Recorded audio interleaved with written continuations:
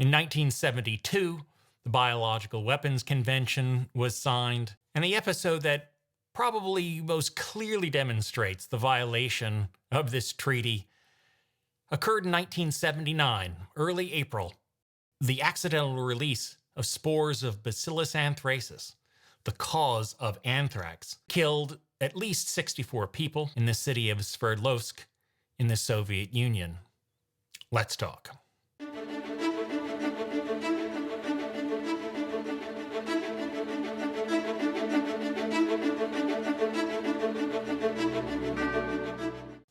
Biological agents have been used as weapons of warfare before we even knew what these biological agents were. Stories of contaminating wells, contaminating blankets with unknown infectious agents are well documented. In the 20th century, biological warfare became much more sophisticated, as by then we knew some of the agents behind these diseases that were capable of immobilizing armies. One of those was Bacillus anthracis. Bacillus anthracis is a gram-positive bacterium. It can be found in soils, especially in areas where cattle farming is very common. There are multiple ways in which one can contract anthrax. One is by allowing spores of the bacterium to get into a wound and into an injury. Another is to allow the spores to get into the lungs, to be inhaled. And an additional route is the consumption of meat that is contaminated with these anthrax spores. Recently, a new type of anthrax has been documented, and that is via injection. IV drug users have been found to have suffered anthrax that was accidentally introduced by injecting the substances into their bodies. So what are these spores? These spores are the key to all these forms of anthrax. Well, Bacillus anthracis is an interesting organism. It has a couple forms to it. One form will form long filamentous chains, will look like classic bacilli, rectangle-shaped bacteria. These will produce toxins, and these are the toxins indeed that will cause the disease anthrax. However, these chains of bacilli are very unstable. If these chains of bacilli sit out on a table, they are going to be dead in a short time. But under the right conditions, in a dying animal's body, as that body temperature slowly lowers, as the amount of amino acids goes down, this creates the conditions for a unique transformation called sporulation. So what does sporulation produce? Well, it produces a spore. And what is a spore? I like to think of a spore as an escape capsule. It is a form of the bacterium that contains everything it needs, and it is incredibly robust. It is partially resistant to radiation. It is resistant to cold, to heat, all types of weather. And this spore form allows Bacillus anthracis to survive when conditions are poor. These bacteria can sit and effectively wait. And when cattle come upon these areas and they start grazing, or if they have lesions on their hooves, the anthrax bacterium can get into their bodies, and in the bodies, it transforms itself once again into those long filamentous chains. Those chains then release the toxin, and the toxin ultimately kills the animal. And as the animal dies, sporulation occurs, and the spores are deposited in the ground, ready for yet more cattle to come by in 10, 15, 20, 30, or 40 years later. Less than a year after the spores of Bacillus anthracis were accidentally released into the night sky of Sverdlovsk, reports had already come out about an epidemic in the city. German newspapers were the first to report it, and there were estimates of deaths up to 1,000 people. Well, We now know, but this is an exaggeration. In the spring of 1980, the journal Science began reporting on this epidemic. Nicholas Wade was one of those journalists. Wade tells us that the United States Congress issued a very strongly worded opinion that the Soviet Union was indeed at fault, and this was a release from a military facility.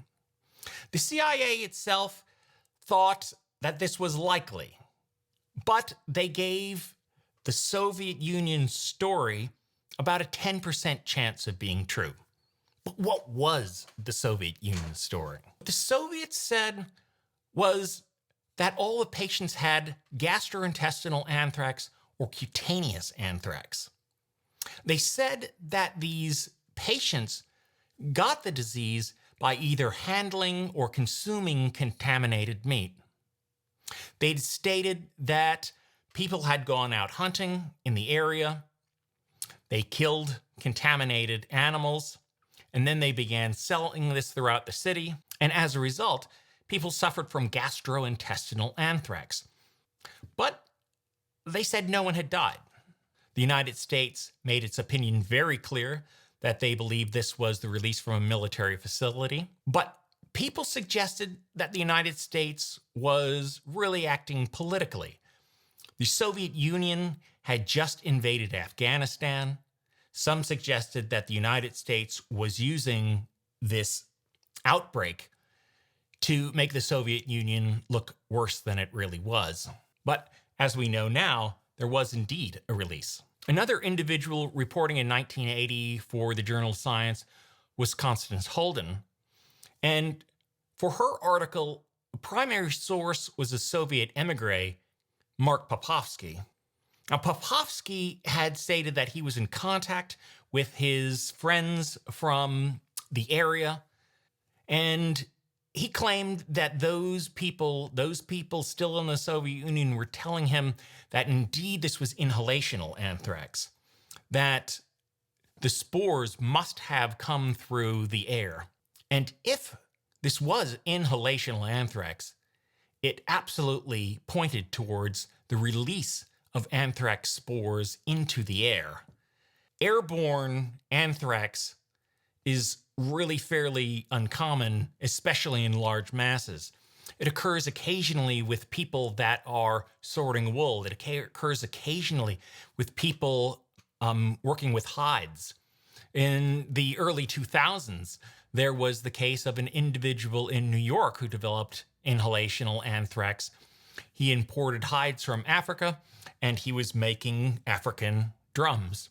And working with the hides released spores, and he developed inhalational anthrax. But in large numbers, it really suggests a large release, and indeed that's what was the case.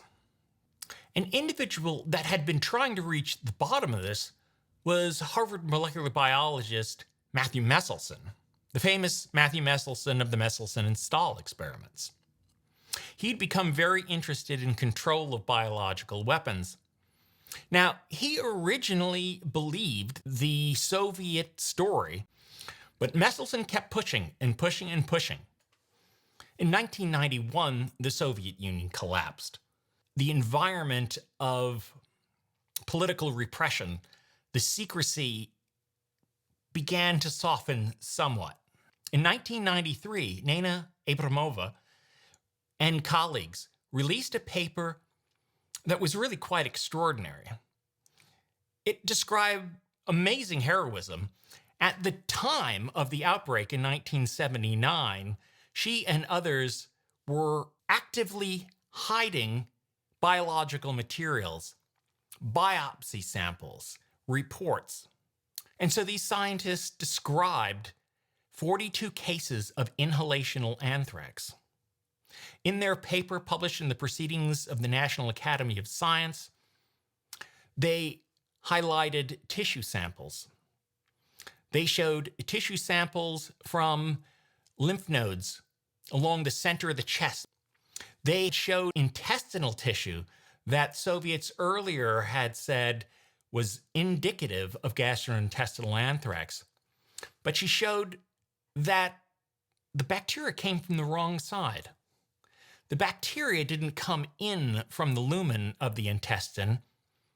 It didn't infect the lymph tissues. It didn't infect Peyer's patches. None of that was really damaged. But what was damaged was the submucosa. So their conclusion was that the spores had entered through the lungs, had germinated in mediastinal lymph nodes. From the lymph nodes, the vegetative bacteria, those long filamentous threads of bacilli that produce the toxins, entered into the bloodstream. And from the bloodstream, they were able to access the submucosa. And that is why there was damage in the gastrointestinal system. It was not due to gastrointestinal anthrax, as the Soviets claimed. It was due to inhalation anthrax, where the bacteria reproduced and then started disseminating throughout the body, including the submucosa of the intestine. Finally, in 1994, Matt Messelson, once again, is pushing to understand what's going on, and he gets greater access than he has before. He was able to obtain data regarding patients.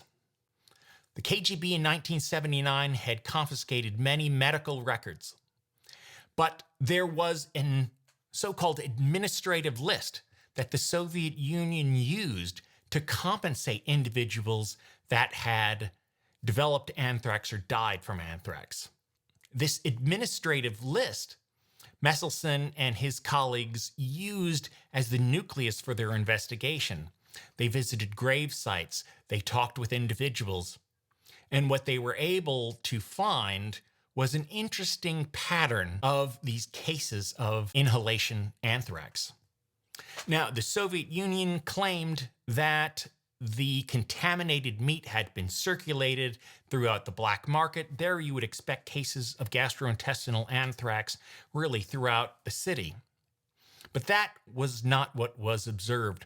When Messelson used the lists and made contact with individuals, he was able to place the individuals that had either developed anthrax or died from anthrax in either their place of work or their place of residence. And what is extraordinary is the great majority of cases really form a long line. It's like a cigar-shaped area that includes the great majority of the cases of anthrax. Messelson was also able to obtain data about weather patterns. These weather patterns had been recorded at the nearby Koltsovo airport, just south and east of the area where the great majority of the anthrax cases occurred. What he found was that on April 2nd of 1979, the wind had been blowing from the northwest down to the southeast. This orientation of the wind pattern matches the orientation of the cases of anthrax. So from Messelson's work, now it really looks like there was an accidental release. This release seems to emerge from a military facility. There are no cases north of that military facility. They are all south and east. Another source that provides information about the Sverdlovsk accident is Kanatchan Alibekov, also known as Ken Alibek. He was the individual that was at a high level in the biopreparat machinery, the Soviet offensive biological weapons system. What he tells us is that on March 30th, so a different date, that an individual named Chernyshov was working in the military facility, and he was responsible for making sure the spore generation facility was working properly. What he had found, apparently, was a filter had been clogged. That filter is necessary so that the spores don't go out of the building. Well, apparently, Chernyshov was late to get home, and he released the filter and didn't replace it. This is what Alibek tells us. Alibek tells us that Chernyshov had left a note for the person who would be working in the facility next, saying that he had removed a clogged filter and that it should be replaced. Why Chernyshov didn't replace the filter is very strange and quite almost suspicious, but that is what Alibek tells us. Apparently, Chernyshov did not write a note in the logbook, which was necessary. So when the next individual came on shift, that individual checked the logbook, didn't see any references to things that were not operating properly, apparently turned on the fans, and as a result, Anthrax was blown out into the night sky on that southeast trajectory. Now, Alibek is writing in a book that he's selling, so there are certainly motivations maybe to exaggerate a little bit, but we really don't know. What we do know is really from the two scientific papers from 1993, 1994. We have now several pieces of information that there was indeed a military release. We have the 1993 Abramova paper that shows biopsy. We have images of damage to the mediastinum. We have images of the damage to the submucosa of the gastrointestinal tract. So we have that data, which we can look at to see and determine if we believe that this is gastrointestinal anthrax or inhalation anthrax. We have Matt Messelson's paper in 1994, which shows a wind pattern on April 2nd, matching the distribution of anthrax cases in the city. And we also have 1993, the report from Boris Yeltsin stating that indeed it was a release of anthrax spores from a military facility. So I hope you enjoyed this coverage of this extraordinary episode in history, and thank you for watching.